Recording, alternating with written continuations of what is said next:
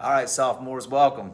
Good morning on this cold, brisk morning. This is our Lesson 3 video for our notes from Lesson 1, The Explorers, and how America even got discovered in the first place. Before we begin, I'd like to give a shout out to my alma mater, Glenville State College right there. That's right, class of 1991. Go Pioneers! Also like to give a shout out to the Midland Trail Archery team. They rock. And we have these really cool shirts in honor of them. So shout out to the Midland Trail Archery team. You guys that are on that archery team, y'all are talented individuals, man, I tell you. All right. Well, let's get down to it. I hope you got your notebook out with your notes. If you remember from Lesson 2, the last thing that we had in our notes was we talked about the Treaty of Tordesillas. And of course I drew that pizza there because, yeah, this half is mine. I'll let you guys have these pieces, but that's not fair. So remember that the line of demarcation divided the New World up between the two countries, Portugal and Spain. And it wasn't really made fair. This imaginary line was kind of in the wrong place. So at the Treaty of Tordesillas, they moved it. But now we have to get into the next section of notes. So I have to get your brain going first. So I put a picture of a watermelon here. I have to tell you about the greased watermelon race. Most of you guys here in Redneck, West Virginia have heard about trying to catch greased pigs and what kind of fun and excitement that is. Some of you may have even participated in that before. I have not, but when I was a teenager, I did participate in a greased watermelon race. And I have to say, I've never seen this any other time in my life except when I was a young teenager. I was about your age, 14 years old. We had moved to Virginia and didn't really know many people there. And we were invited to a birthday party for our neighbor's kid, and they had it at the local pool. Well, I went, forced to go, and you know how you are as teenagers, you don't really know anybody. I didn't know the people that was there. Didn't really want to go, but I was there. There was a pool, so we were able to swim, and I was one of the older kids there. Most of the kids were younger than I was, so I didn't really want to associate with those younger kids. It's like you guys are middle school kids. Y'all don't want to associate with the middle school kids. Kind of how I felt. And one of the competitions they had for the kids there at that birthday party was they took a watermelon and greased it up with Crisco butter oil. Crisco butter oil. Wow. You can just imagine trying to grab a hold of a watermelon that had Crisco on it, They threw it in the center of the pool. They took half of the kids and put them on one side, and they took the other half of us and put us on the other side. And then the adults that were there said, when we blow the whistle, this side has to dive in, and your job is to try to grab that greased watermelon and swim it to the other end of the pool. And whichever side, got that greased watermelon to the other end of the pool were the winners. Well, you already know that my competitive juices started to kick in. I wanted to win this thing. I didn't know any of them kids there. And there was one other older kid that was there. He just happened to be on the other side of the pool. So yeah, we were all lined up. I'm looking across the pool at that other kid that was my age. We're trying to give each other the stare down, You know what I'm talking about? The stare down like this, like.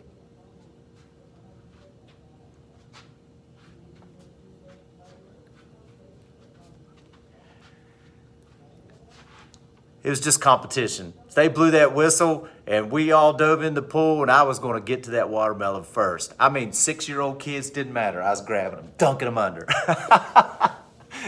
8-year-old kids, knock them out of the way. And I reached the watermelon first. And, of course, when I grabbed a hold of it, it went bloop, and popped out of my hands. And that other big kid on the other side went to grab it, of course, and it squirted out of his hands. And we were in there in that pool wrestling for that greased watermelon, that we were just shoving those little kids under the water. And I finally grabbed a hold of that greased watermelon and went underwater with it. And I swam as hard as I could towards the other end of the pool. As fast as I could, I was going to win this race. And when I got to the other side of the pool, I jumped up out of the water and flung the watermelon up onto the side of the pool as the victor, and I'm celebrating, looking around, kids are crying. parents are aghast, like, oh. And I didn't realize what I did when I threw the watermelon up on the side of the pool. It smashed into nothing but mush. I ruined the watermelon. No one at the birthday party had watermelon to eat. But you know what? I didn't care because I won the race. Yeah! I never will forget that day. So if you're ever looking for some fun and you have a birthday party at the pool, get you a watermelon, grease it up with Crisco butter oil, and just turn them loose and watch the kids just go at it. I'll guarantee you it will be better entertainment than reality TV. Now, I hope you have your notes out. Why did I tell you that story about a greased watermelon race? Well, remember, there was a race. There was a race to see what country of Europe was going to find the all-water route to the Far East and to India and China so they could get back with those silk and spices. So while Christopher Columbus was making several voyages back and forth to the New World over here that he discovered, okay? While he was doing that, Portugal kept their eye on the prize. Portugal kept their eye on India and the Far East, the silk, the spices. And Portugal was going to try to win that race. Remember Bartholomew Diaz? Diaz, A.S., Africa's southern tip. He had sailed farther than anyone had ever sailed before. And he made it around the southern tip of Africa before he had to turn around and go back. But Portugal kept their eye on what they were trying to do. And a Portuguese explorer who was funded by Prince Henry the Navigator, he was the one that finally won the race. He was like me and that greased watermelon. Let's take a look at EQ number 5. EQ number 5 says, hey, what was the result of Vasco da Gama's voyages for Portugal? I'm going to put the answer right up here. He was the one that did it. He found the all-water route to India for Portugal. Vasco da Gama won the race. Now look right here. I love little nicknames. Vasco.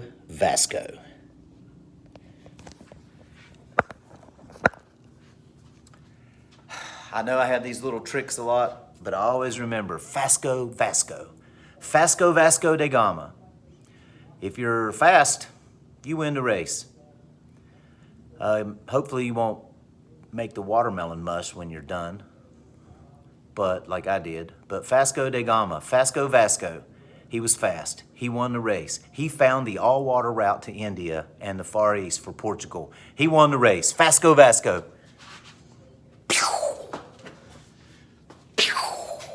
So if you ever have trouble remembering these explorers' names, just remember Vasco. He won the race. He found India for Portugal. Easy enough, huh? Take a look at this map.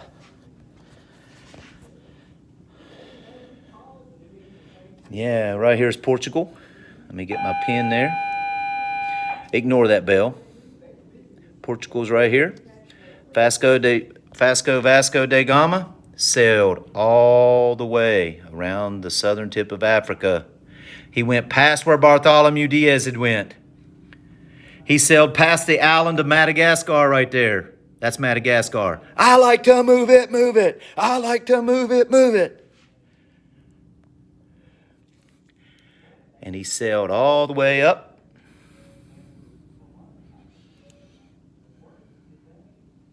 to the Far East and to India. Vasco won the race. But there were other explorers at this time. There were explorers who were also, because I know what you're thinking. You're thinking to me, Coach, we're learning about American history, not India. But Columbus is making his journeys over to the New World. Word from that is getting back to Europe, that there's a whole new world to discover over there. But there were some other explorers who came into the scene right here, and that's what we're going to talk about in EQ number 6. Let me put this up here. Remember that you may have to go back and pause my screen. EQ 6 says, well, what about these other guys? John Cabot and Amerigo Vespucci. What did they do? What was their achievements? And I put a little real cool T-chart right here for us. And on one side, I put John Cabot. And on the other side, I put Amerigo Vespucci. That, he's missing the V though. So let's put the V in right here. Now I got it. Amerigo Vespucci here, John Cabot here. That probably makes you dizzy. Oh, wake up this morning. Okay. Identify the achievements of these two explorers. John Cabot. That wasn't his real name. That was his English Saxonized name, I guess. He was really Italian, and he went by the name of Giovanni Caboto. Giovanni Caboto. Now that right there might be the coolest name I've ever heard. Giovanni Caboto. Boy, that just sounds like an Italian mafia guy or something. If you ever get mixed up with a man named Giovanni Caboto, you might want to run the other way. But Giovanni Caboto was an Italian explorer. He was hired by the King of England. Now think about it for a minute. Everyone's trying to win the race to the Far East and India. All of these countries of Europe want to find that way to get there and back quicker on all-water routes so they can make money off the silk and spices. And in the middle of all that, Christopher Columbus says, I'm going to cheat. I'm going to win the race by taking a shortcut. And he tries to go west across the Atlantic to sail up around the world to India, come up the other side. But he bumped into something that he didn't know was there, two little things called North and South America. And of course, he was trying to get to India. He landed in the islands in the Caribbean, the West Indies, but he kept making trips back and forth from the New World to Europe. And when that was going on, word of this new world reached people's ears. England had been quiet in all of this. But now England wanted to get in on a piece of the pizza too. They heard about Portugal and Spain, dividing land in the New World between the two of them. They knew that Portugal had won the race and found the all-water route to India, so they were a step ahead of everybody. England decides they can't just stay in the background anymore. They've got to put some effort into this. So the King of England hires Giovanni Caboto. His English name was John Cabot. And the King of England hired him and funded his voyage and said, I want you to go over to the New World. This new world that Portugal and Spain are in, this new world that Christopher Columbus discovered over on the other side of the Atlantic. I want you, John Cabot. It reminds me of John Carter, off that movie, John Carter. I want you, John Cabot, to go over to the New World, and any land you can find, you claim and put the English flag in it, and you claim that it belongs to the King of England. And that's exactly what John Cabot did. Let's take a look at the answer on these notes. John Cabot, Giovanni Caboto. He sailed for the King of England. And when he got over here in the New World, he explored and claimed land. And he claimed that for the country and the King of England. And I have this highlighted right here. We've been wondering this all along. This is how America gets its start, our country. This is the land that John Cabot claimed for England. This is the land that would later on become the English colonies, which then later on would become, of course, the United States of America. And now you know. America gets its start this way. Now take a look. I have tricks for these guys. Vasco da Gama won the race. John Cabot. What about John Cabot? I have a little trick. I call him John Cabbage Cabot. Cabbage grows in England. John Cabbage Cabot claimed land in the New World for who? You guessed it, England. John Cabbage Cabot. Cabbage grows in England. John Cabot claimed new land in the New World for the country of England. This land would become the British colonies. Now, we have to look at the other explorer here. the other explorer on the other side of our T-chart. So let's go down here, and you may have to pause it again at any time, but Amerigo Vespucci. Oh, don't you love that name? You got Giovanni Caboto, you got Amerigo Vespucci, Italiana, Pepe Le Pew, Tony Muselli, Amerigo Vespucci. I've only had 3 Mountain Dews today, I'm just telling you. Amerigo Vespucci, let's take a look. What did he do? He's an Italian explorer, of course. You can tell by his name. What he did that was famous was he came over and he mapped the coastline of America. And of course, now you know, America, Amerigo, America. We get its name from him. America gets its name from him. Amerigo, America. Some of his maps were put into a book by a German map maker, and there really wasn't a name for the place. So he took Amerigo Vespucci's first name and kind of just wrote America down on the map. And of course the name stuck. Now, I have tricks to remember all these names, but really, come on, duh. When it comes to the test, I know you know John Cabbage Cabot. Cabbage grows in England. Oh yeah, John Cabbage Cabot claimed land in the New World for England. I know we got Vasco da Gama. He won the race. He found the all-water route to India and the Far East for Portugal. But Amerigo Vespucci, do you really need a trick for him? Amerigo, America, duh. Yeah, we get our name from his maps. So that's a good way to remember him. Let's move on. There's another explorer we have to talk about. And that explorer is in essential question number 7 right here. There's an explorer named Ferdinand Magellan. You guessed it. Where was he from? Portugal. I tried to tell you Portugal was a world power at this time. Now most of you don't even know the country exists. They were a world power. Ferdinand Magellan. Ferdinand Magellan, he did something that was amazing. He had a voyage. He took, man, I don't want to tell you wrong. You'll have to read about him. But I think he had 5 ships, and he left Portugal, and his goal was to sail all the way around the world. Okay, Columbus tried to sail, west and come up, on the other side of India and China. Ferdinand Magellan said it could be done too.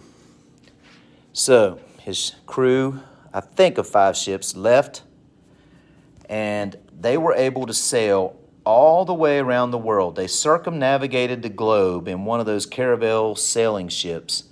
Unbelievable accomplishment.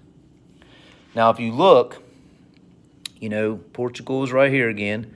So he sailed west across the Atlantic. He went all the way down below South America, all the way through the Pacific. He came up in the world on the other side over here. Okay, he came over into the Philippine Islands and all of that, sailed around the southern tip of Africa and made it back home.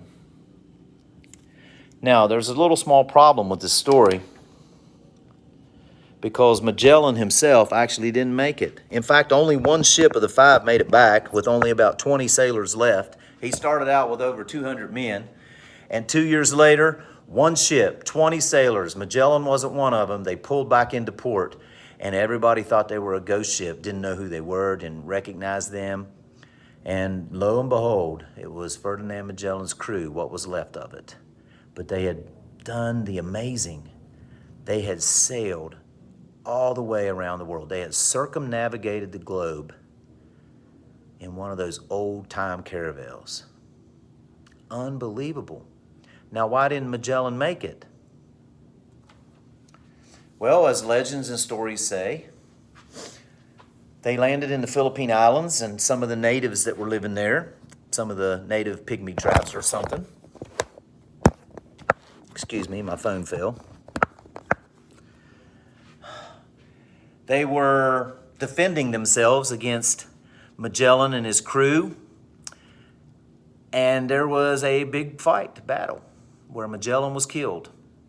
And of course, legend says that the native tribal leader there in the Philippines chopped off his head and stored it in his hut as a trophy of the battle that they won. I mean, I know all you rednecks out there, y'all like to put deer heads on the wall when you kill that 8-point buck, but the pygmy tribal leader chopped off Magellan's head and put it on the wall as a trophy of their battle. So Magellan, he didn't make it. Now, I have tricks, Vasco won the race, John Cabbage Cabot, cabbage grows in England. Of course, John Cabot claimed land in the New World for England. America, duh, that's an easy one to remember. We get our names from his maps. But what about Ferdinand Magellan? Well, his crew sailed all the way around the world, right? What if you were going to walk all the way around the world? I know that'd be impossible because you can't walk on water. The good Lord is the only one that can do that. But if you were to walk all the way around the world, do you think you'd wear out your shoes? I have a sandal on today, but I usually wear shoes that have Dr. Scholl's gel inserts. Oh, it's like walking on cushion. You've seen the commercial. Gelling. If you're going to walk all the way around the world, you better be gelling. Magellan was gelling because his crew went all the way around the world. I know that that's silly, but that's how I always remember it. If you're going to walk all the way around the world, you better be gelling. Magellan was gelling because his crew went all the way around the world. Now, he didn't make it because he got killed in the Philippines, but his crew managed to do it. So we have this little statement. Carter Knuckles started this a couple years ago, and it just sticks in our head. So just work with me a second, and you'll remember it. Magellan was gelling till he lost his melon. His crew sailed all the way around the world. Magellan was gelling till he lost his melon. Let's go back to our notes. We have a few vocabulary terms. Circumnavigate. Magellan's crew did this. It means to sail all the way around the world. Magellan was the first one to do that. And guess what? According to this question, I guess I need to go back up here so you can get it. Why was Magellan's voyage so important? It proved once and for all that the world was round. You couldn't deny it. He sailed all the way around the world. His crew did. This proved that the world was not flat. It proved that to these people. Now, so circumnavigate means to sail all the way around the world. Now, what about Vasco da Gama? We already talked about him, but we're going to put him in our notes again because on the test, I want you to be able to identify this guy.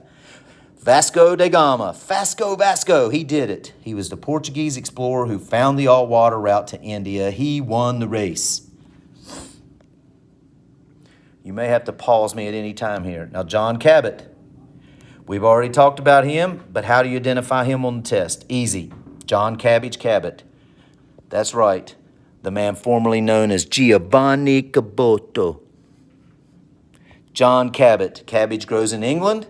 What did he do? He claimed land in the New World for England, right there. And of course, we have Amerigo Vespucci, Italiana, pepperoni pizza. The Italian explorer where we get our name from is maps. Now, there's one more explorer that we have to talk about, and that's Vasco da Balboa. You say, wait a minute, didn't we just learn about Vasco?